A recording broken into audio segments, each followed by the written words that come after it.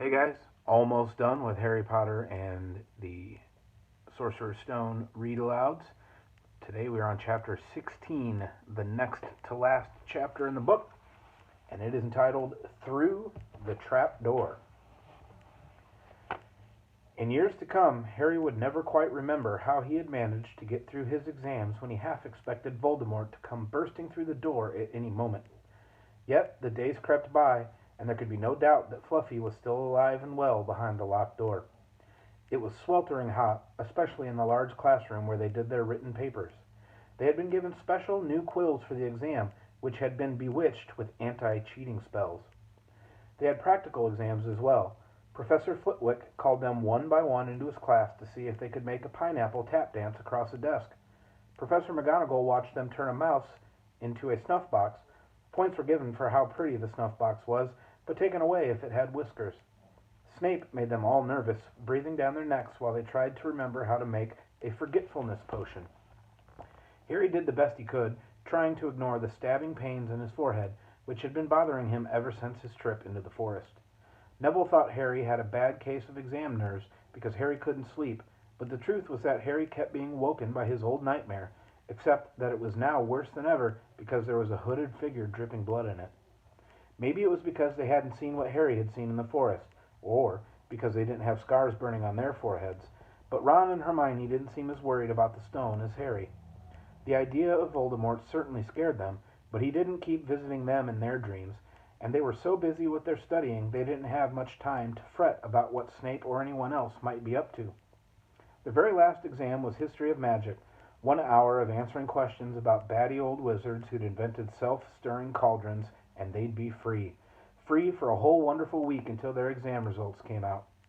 When the ghost of Professor Binns told them to put down their quills and roll up their parchment, Harry couldn't help cheering with the rest. "That was far easier than I thought it would be," said Hermione, as they joined the crowds flocking out onto the sunny grounds. "I needn't have learned about the 1637 Werewolf Code of Conduct or the uprising of Elfric the Eager." Hermione always liked to go through their exam papers afterward, but Ron said this made him feel ill, so they wandered down to the lake and flopped under a tree. The Weasley twins and Lee Jordan were tickling the tentacles of a giant squid, which was basking in the warm shallows. "No more studying," Ron sighed happily, stretching out on the grass. "You could look more cheerful, Harry. We've got a week before we find out how badly we've done. There's no need to worry yet." Harry was rubbing his forehead. "I wish I knew what this means," he burst out angrily. "My scar keeps hurting. It's happened before, but never as often as this." "Go to Madame Pomfrey," Hermione suggested. "I'm not ill," said Harry. "I think it's a warning. It means danger's coming." Ron couldn't get worked up, but it was too hot. "Harry, relax. Hermione's right. The stone's safe as long as Dumbledore's around. Anyway, we've never had any proof Snape found out how to get past Fluffy. He nearly had his leg ripped off once. He's not going to try it again in any hurry. And Neville will play Quidditch for England before Hagrid lets Dumbledore down." Harry nodded, but he couldn't shake off a lurking feeling that there was something he'd forgotten to do, something important. When he tried to explain this, Hermione said, "That's just the exams. I woke up last night and was halfway through my Transfiguration notes before I remembered we'd done that one." Harry was quite sure the unsettled feeling didn't have anything to do with work, though. He watched an owl flutter toward the school across the bright blue sky, a note clamped in its mouth. Hagrid was the only one who ever sent him letters. Hagrid would never betray Dumbledore. Hagrid would never tell anyone how to get past Fluffy. Never. But Harry suddenly jumped to his feet. "Where are you going?" said Ron sleepily. "I've just thought of something," said Harry. He had turned white. "We've got to go and see Hagrid now." "Why?" panted Hermione, hurrying to keep up. "Don't you think it's a bit odd," said Harry, scrambling up the grassy slope, "that what Hagrid wants more than anything else is a dragon, and a stranger turns up who just happens to have an egg in his pocket? How many people wander around with dragon eggs if it's against wizard law? Lucky they found Hagrid, don't you think? Why didn't I see it before?" "What are you talking about?" said Ron, but Harry, sprinting across the grounds toward the forest, didn't answer. Hagrid was sitting in an armchair outside his house. His trousers and sleeves were rolled up, and he was shelling peas into a large bowl. "Hello," he said, smiling. "Finished your exams? Got time for a drink?" "Yes, please," said Ron, but Harry cut him off. "No, we're in a hurry, Hagrid. I've got to ask you something. You know that night you won Norbert? What did the stranger you were playing cards with look like? Dunno, said Hagrid casually. He wouldn't take his cloak off. He saw the three of them look stunned and raised his eyebrows. It's not that unusual. You get a lot of funny folk in the Hog's Head.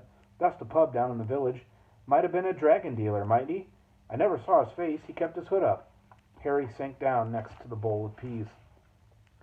What did you talk to him about, Hagrid? Did you mention Hogwarts at all? Might have come up, said Hagrid, frowning as he tried to remember. Yeah, he asked what I did, and I told him I was gamekeeper here. He asked a bit about the sort of creatures I look after, so I told him. And I said what I'd always really wanted was a dragon. And then, I can't remember too well, because he kept buying me drinks. Let's see. Yeah, then he said he had the dragon egg, and we could play cards for it if I wanted. But he had to be sure I could handle it. He didn't want it to go to any old home. So I told him, after Fluffy, a dragon would be easy. And did he seem interested in Fluffy? Harry asked, trying to keep his voice calm. Well, yeah. How many three-headed dogs do you meet, even around Hogwarts? So I told him, Fluffy's a piece of cake if you know how to calm him down. Just play him a bit of music, and he'll go straight off to sleep. Hagrid suddenly looked horrified. I shouldn't have told you that, he blurted out. Forget I said it. Hey, where are you going? Harry, Ron, and Hermione didn't speak to each other at all until they came to a halt in the entrance hall, which seemed very cold and gloomy after the grounds. We've got to go to Dumbledore, said Harry. Hagrid told that stranger how to get past Fluffy, and if it was either Snape or Voldemort under that cloak, it must have been easy once he'd got Hagrid to tell. I just hope Dumbledore believes us. Friends might back us up if Bane doesn't stop him. Where's Dumbledore's office? They looked around, as if hoping to see a sign pointing them in the right direction. They had never been told where Dumbledore lived, nor did they know anyone who had been sent to see him. We'll just have to, Harry began, but a voice suddenly rang across the hall. What are you three doing inside? It was Professor McGonagall carrying a large pile of books. We want to see Professor Dumbledore, said Hermione, rather bravely, Harry and Ron thought. See Professor Dumbledore, Professor McGonagall repeated, as though this was a very fishy thing to want to do. Why? Harry swallowed. Now what? It's sort of a secret, he said, but he wished at once he hadn't, because Professor McGonagall's nostrils flared. Professor Dumbledore left 10 minutes ago, she said coldly. He received an urgent owl from the Ministry of Magic and flew off for London at once. He's gone, said Harry frantically. Now? Professor Dumbledore is a very great wizard, Potter. He has many demands on his time. But this is important. Something you have to say is more important than the Ministry of Magic, Potter? Look, said Harry, throwing caution to the winds. Professor, it's about the Sorcerer's Stone. Whatever Professor McGonagall had expected, it wasn't that. The books she was carrying tumbled out of her arms, but she didn't pick them up. How do you know, she spluttered. Professor, I know that something's going to try and steal the stone. I've got to talk to Professor Dumbledore. She eyed him with a mixture of shock and suspicion. Professor Dumbledore will be back tomorrow, she said finally. I don't know how you found out about the stone, but rest assured, no one can possibly steal it. It's too well protected. But, Professor... Potter, I know what I'm talking about, she said shortly. She bent down and gathered up the fallen books. I suggest you all go back outside and enjoy the sunshine. But they didn't. It's tonight, said Harry, once he was sure Professor McGonagall was out of earshot. Snape's going through the trapdoor tonight. He's found out everything he needs, and now he's got Dumbledore out of the way. He sent that note. I bet the Ministry of Magic will get a real shock when Dumbledore turns up.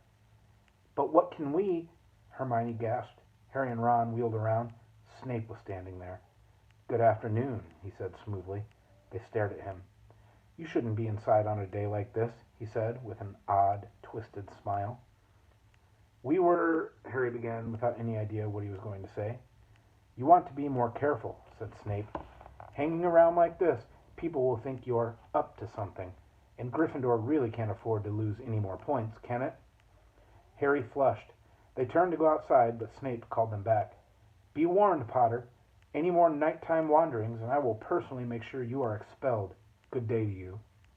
He strode off in the direction of the staff room. Out on the stone steps, Harry turned to the others. Right. Here's what we've got to do, he whispered urgently. One of us has to keep an eye on Snape. Wait outside the staff room and follow him if he leaves. Hermione, you'd better do that. Why me? It's obvious, said Ron. You can pretend to be waiting for Professor Flitwick. You know. He put on a high voice. "Oh, Professor Flitwick, I'm so worried. I think I got question 14B wrong." "Oh, shut up," said Hermione, but she agreed to go and watch out for Snape. "And we better stay outside the third-floor corridor," Harry told Ron. "Come on." But that part of the plan didn't work. No sooner had they reached the door separating Fluffy from the rest of the school than Professor McGonagall turned up again, and this time she lost her temper. "I suppose you think you're harder to get past than a pack of enchantments?" she stormed. "Enough of this nonsense. If I hear you've come anywhere near here again, I'll take another 50 points from Gryffindor. Yes, Weasley, from my own house." Harry and Ron went back to the common room. Harry had just said, "At least Hermione's on Snape's tail," when the portrait of the fat lady swung open and Hermione came in. "I'm sorry, Harry," she wailed. "Snape came out and asked me what I was doing, so I said I was waiting for Flitwick, and Snape went to get him, and I've only just got away. I don't know where Snape went." "Well, that's it then, isn't it?" Harry said. The other two stared at him. He was pale and his eyes were glittering. I'm going out of here tonight, and I'm going to try and get to the stone first." "You're mad," said Ron. "You can't," said Hermione. "After what McGonagall and Snape have said, you'll be expelled." "So what?" Harry shouted. "Don't you understand? If Snape gets hold of the stone, Voldemort's coming back. Haven't you heard what it was like when he was trying to take over? There won't be any Hogwarts to get expelled from. He'll flatten it, or turn it into a school for the dark arts. Losing points doesn't matter anymore, can't you see? Do you think he'll leave you and your families alone if Gryffindor wins the House Cup?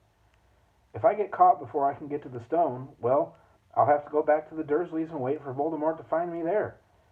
It's only dying a bit later than I would have, because I'm never going over to the dark side. I'm going through the trapdoor tonight, and nothing you two say is going to stop me. Voldemort killed my parents, remember?" He glared at them. "You're right, Harry," said Hermione in a small voice. "I'll use the invisibility cloak," said Harry. "It's just lucky I got it back." "But will it cover all three of us?" said Ron. All three of us?" "Oh, come off it. You think we'd let you go alone?" "Of course not," said Hermione briskly. "How do you think you'd get to the stone without us? I'd better go and look through my books. There might be something useful." "But if we get caught, you two will be expelled too." "Not if I can help it," said Hermione grimly. "Flitwick told me in secret that I got 112% on his exam. They're not throwing me out after that." After dinner, the three of them sat nervously apart in the common room. Nobody bothered them. None of the Gryffindors had anything to say to Harry anymore, after all. This was the first night he hadn't been upset by it. Hermione was skimming through all her notes, hoping to come across one of the enchantments they were about to try to break. Harry and Ron didn't talk much. Both of them were thinking about what they were about to do. Slowly, the room emptied as people drifted off to bed. "Better get the cloak," Ron muttered, as Lee Jordan finally left, stretching and yawning. Harry ran upstairs to their dark dormitory. He pulled out the cloak, and then his eyes fell on the flute Hagrid had given him for Christmas. He pocketed it to use on Fluffy. He didn't feel much like singing. He ran back down to the common room. "We'd better put the cloak on here, and make sure it covers all three of us. If Filch spots one of our feet wandering along on its own—" "What are you doing?" said a voice from the corner of the room. Neville appeared from behind an armchair, clutching Trevor the Toad, who looked as though he'd been making another bid for freedom. "Nothing, Neville, nothing," said Harry, hurriedly putting the cloak behind his back. Neville stared at their guilty faces. "You're going out again," he said. "No, no, no," said Hermione. "No, we're not. Why don't you go to bed, Neville?" Harry looked at the grandfather clock by the door. They couldn't afford to waste any more time. Snape might even now be playing Fluffy to sleep. "You can't go out," said Neville. "You'll be caught again. Gryffindor will be in even more trouble." "You don't understand," said Harry. "This is important." But Neville was clearly steeling himself to do something desperate. I won't let you do it," he said, hurrying to stand in front of the portrait hole. I'll fight you." "Neville," Ron exploded, "get away from that hole and don't be an idiot." "Don't you call me an idiot," said Neville. "I don't think you should be breaking any more rules, and you are the one who told me to stand up to people." "Yes, but not to us," said Ron in exasperation. "Neville, you don't know what you're doing." He took a step forward, and Neville dropped Trevor the Toad, who leapt out of sight. "Go on, then. Try and hit me," said Neville, raising his fists. "I'm ready." Harry turned to Hermione. "Do something," he said desperately. Hermione stepped forward. "Neville," she said, "I'm really, really sorry about this." She raised her wand. "Petrificus totalis!" she cried, pointing it at Neville. Neville's arms snapped to his sides.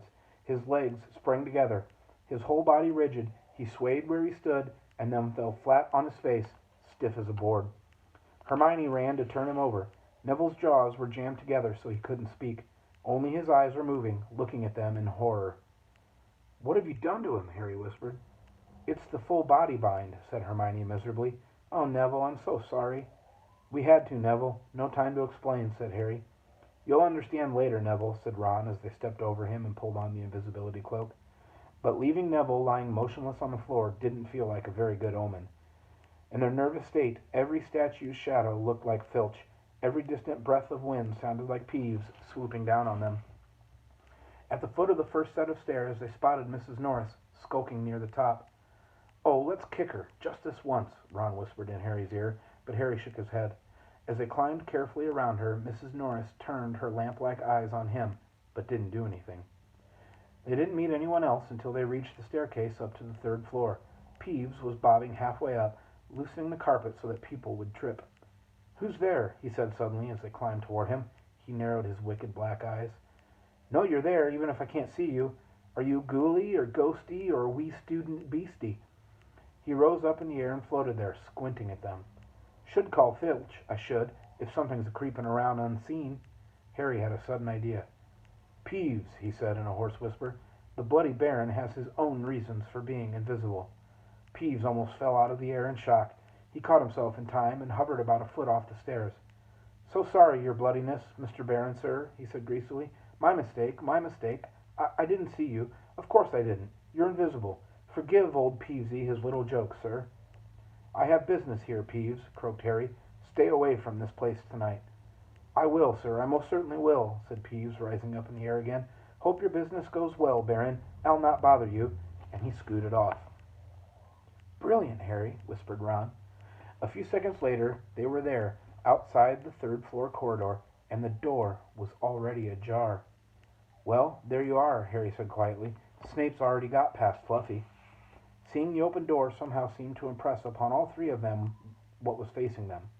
Underneath the cloak, Harry turned to the other two. "If you want to go back, I won't blame you," he said.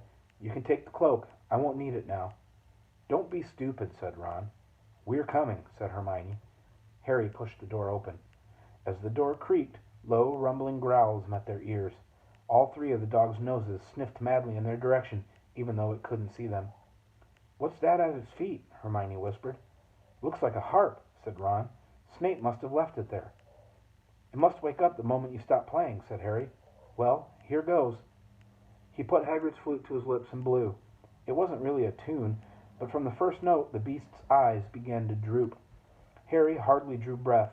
Slowly the dog's growls ceased. It tottered on its paws and fell to its knees. Then it slumped to the ground, fast asleep. "Keep playing," Ron warned Harry as they slipped out of the cloak and crept toward the trapdoor. They could feel the dog's hot, smelly breath as they approached the giant heads. "I think we'll be able to pull the door open," said Ron, peering over the dog's back. "Want to go first, Hermione?" "No, I don't." "All right." Ron gritted his teeth and stepped carefully over the dog's legs. He bent and pulled the ring of the trapdoor, which swung up and open. "What can you see?" Hermione said anxiously. "Nothing. Just black. There's no way of climbing down. We'll just have to drop." Harry, who was still playing the flute, waved at Ron to get his attention and pointed at himself. "You want to go first? Are you sure?" said Ron. "I don't know how deep this thing goes. Give the flute to Hermione so she can keep him asleep." Harry handed the flute over. In the few seconds' silence the dog growled and twitched, but the moment Hermione began to play, it fell back into its deep sleep. Harry climbed over it and looked down through the trap door. There was no sign at the bottom. He lowered himself through the hole until he was hanging on by his fingertips. Then he looked up at Ron and said, "If anything happens to me, don't follow. Go straight to the owlery and send Hedwig to Dumbledore, right?" "Right," said Ron. "See you in a minute, I hope." And Harry let go. Cold, damp air rushed past him as he fell down, down, down, and flump! With a funny, muffled sort of thump, he landed on something soft. He sat up and felt around. His eyes not used to the gloom, it felt as though he was sitting on some sort of plant. "It's okay," he called up to the light the size of a postage stamp, which was the door, the open trap door. It's a soft landing. You can jump. Ron followed right away. He landed sprawled next to Harry. What's this stuff? Were his first words. Dunno, some sort of plant thing. I suppose it's here to break the fall. Come on, Hermione! The distant music stopped. There was a loud bark from the dog, but Hermione had already jumped. She landed on Harry's other side. We must be miles under the school, she said. Lucky this plant thing's here, really, said Ron. Lucky, shrieked Hermione. Look at you both. She leapt up and struggled toward a damp wall. She had to struggle because the moment she had landed, the plant had started to twist snake-like tendrils around her ankle. As for Harry and Ron, their legs had already been bound tightly in long creepers without their noticing. Hermione had managed to free herself before the plant got a firm grip on her. Now she watched in horror as the two boys fought to pull the plant off of them. But the more they strained against it, the tighter and faster the plant wound around them. Stop moving, Hermione ordered them. I know what this is. It's Devil's Snare. Oh, I'm so glad we know what it's called. That's a great help, snarled Ron, leaning back, trying to stop the plant from curling around his neck. Shut up. I'm trying to remember how to kill it, said Hermione. Well, hurry up. I can't breathe, Harry gasped, wrestling with it as it curled around his chest. Devil's Snare, Devil's Snare. What did Professor Sprout say? It likes the dark and the damp.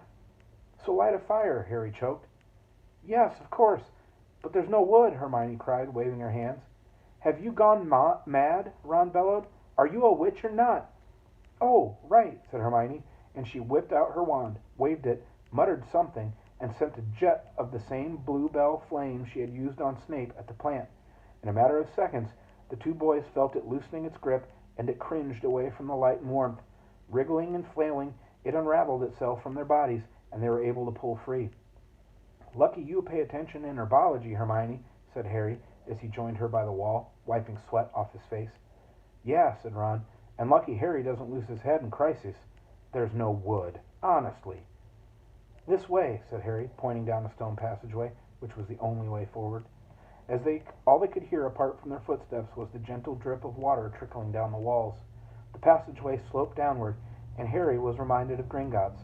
With an unpleasant jolt of the heart, he remembered the dragons said to be guarding vaults in the wizard's bank.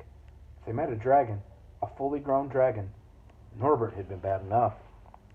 Can you hear something? Ron whispered. Harry listened. A soft rustling and clinking seemed to be coming from up ahead. Do you think it's a ghost? I don't know. Sounds like wings to me. There's light ahead. I can see something moving. They reached the end of the passageway and saw before them a brilliantly lit chamber, its ceiling arching high above them. It was full of small, jeweled bright birds fluttering and tumbling all around the room. On the opposite side of the chamber was a heavy wooden door. Do you think they'll attack us if we cross the room? Said Ron. Probably, said Harry. They don't look very vicious, but I suppose if they all swoop down at once. Well, there's no other choice. I'll run. He took a deep breath, covered his face with his arms, and sprinted across the room. He expected to feel sharp beaks and claws tearing at him any second, but nothing happened. He reached the door untouched. He pulled the handle, but it was locked. The other two followed him. They tugged and heaved at the door, but it wouldn't budge, not even when Hermione tried her Alohomora charm. Now what? Said Ron. These birds. They can't be here just for decoration, said Hermione. They watched the birds soaring overhead, glittering. Glittering? They're not birds, Harry said suddenly. They're keys. Winged keys. Look carefully. So that must mean... He looked around the chamber while the other two squinted up at the flock of keys. Yes, look, broomsticks. We've got to catch the key to the door. But there are hundreds of them. Ron examined the lock on the door. We're looking for a big old-fashioned one, probably silver like the handle. They each seized a broomstick and kicked off into the air, soaring into the midst of the cloud of keys. They grabbed and snatched, but the bewitched keys darted and dived so quickly it was almost impossible to catch one. Not for nothing, though, was Harry the youngest seeker in a century. He had a knack for spotting things other people didn't. After a minute's weaving about through the whirl of rainbow feathers, he noticed a large silver key that had a bent wing, as if it had already been caught and stuffed into a keyhole. That one, he called to the others. That big one, there. No, there, with bright blue wings. The feathers are all crumpled on one side. Ron went speeding in that direction that Harry was pointing, crashed into the ceiling, and nearly fell off his broom. We've got to close in on it, Harry called, not taking his eyes off the key with the damaged wing. Ron, you come at it from above. Hermione, stay low and stop it from going down. and I'll try to catch it. Right. Now! Ron dived, Hermione rocketed upward, and the key dodged them both, and Harry streaked after it. It sped toward the wall. Harry leaned forward with a nasty crunching noise, pinned it against the stone with one hand. Ron and Hermione's cheers echoed around the high chamber. They landed quickly, and Harry ran to the door, the key struggling in his hand. He rammed it into the lock and turned. It worked. The moment the lock had clicked open, the key took flight again, looking very battered now that it had been caught twice. Ready? Harry asked the other two, his hand on the door handle. They nodded.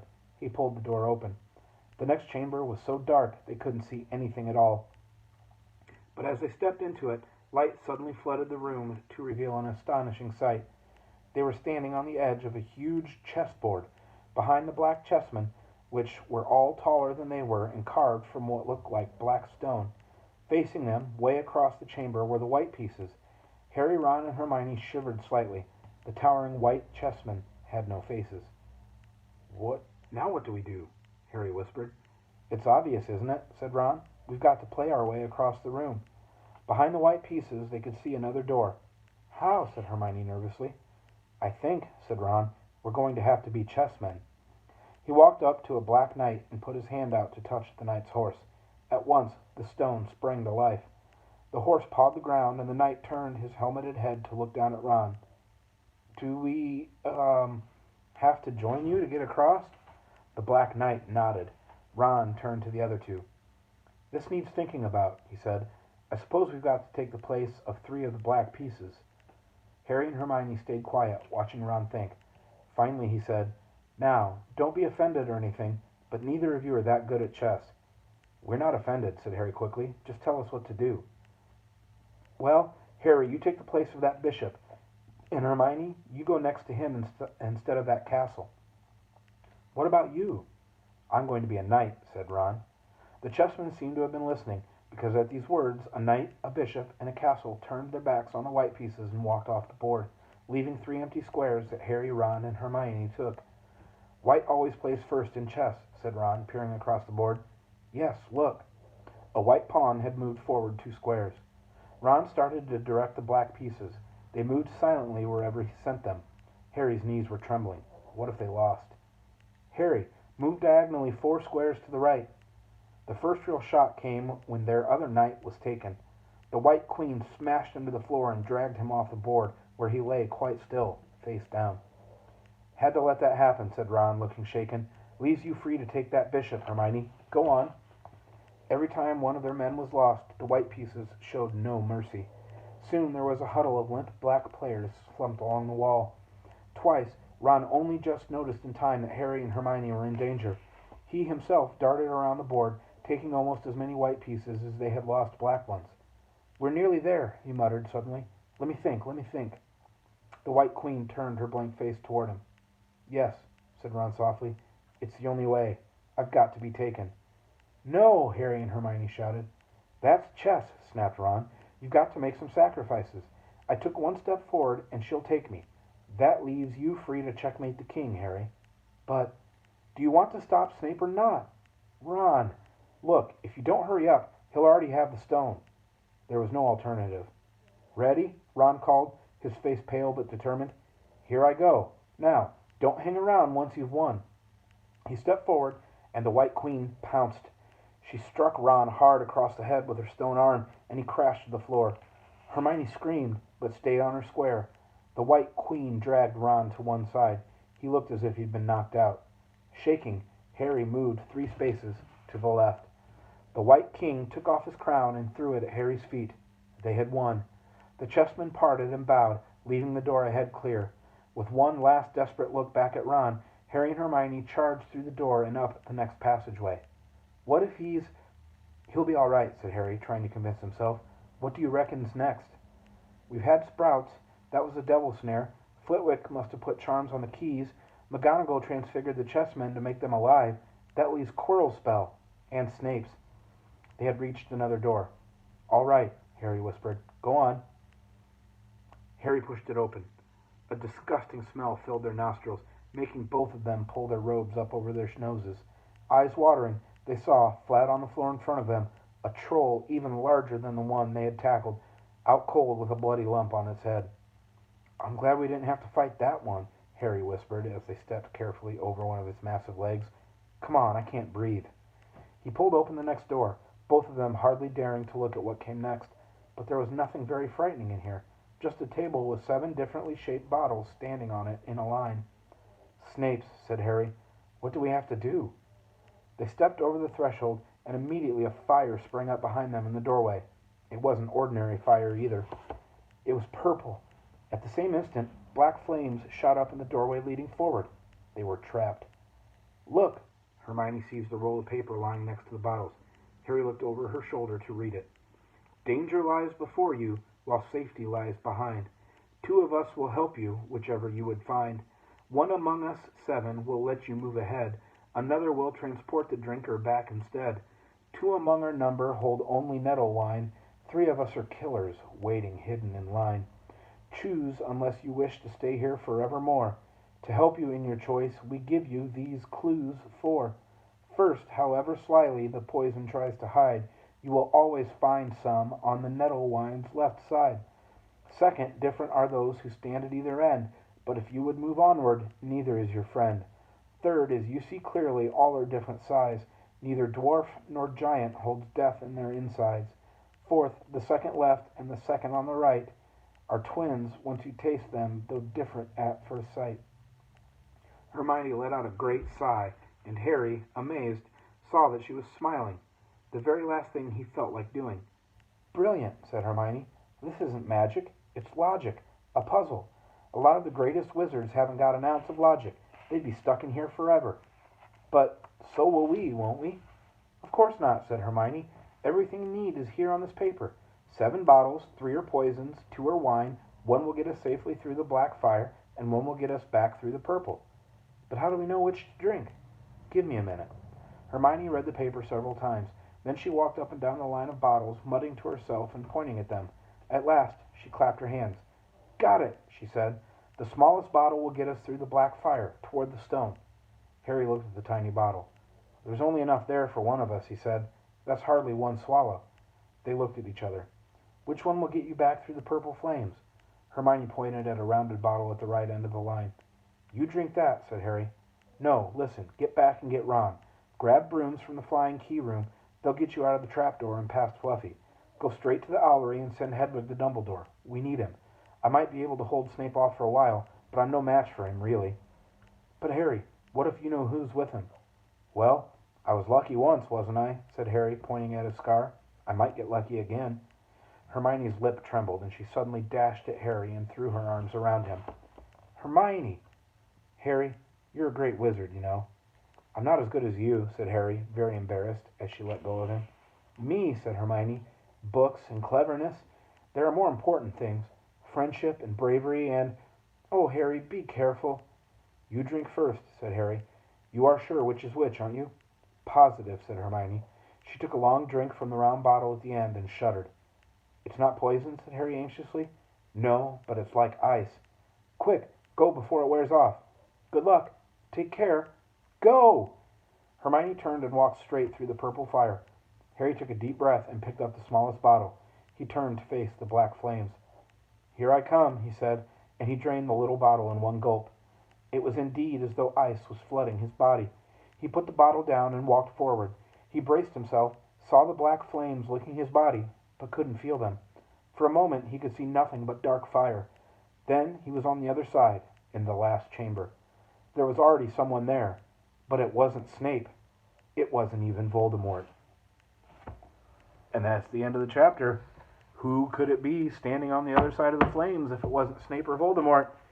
Think about it, come up with a guess, and then I will get the last chapter of our read aloud done and posted for you to find out. See you guys later.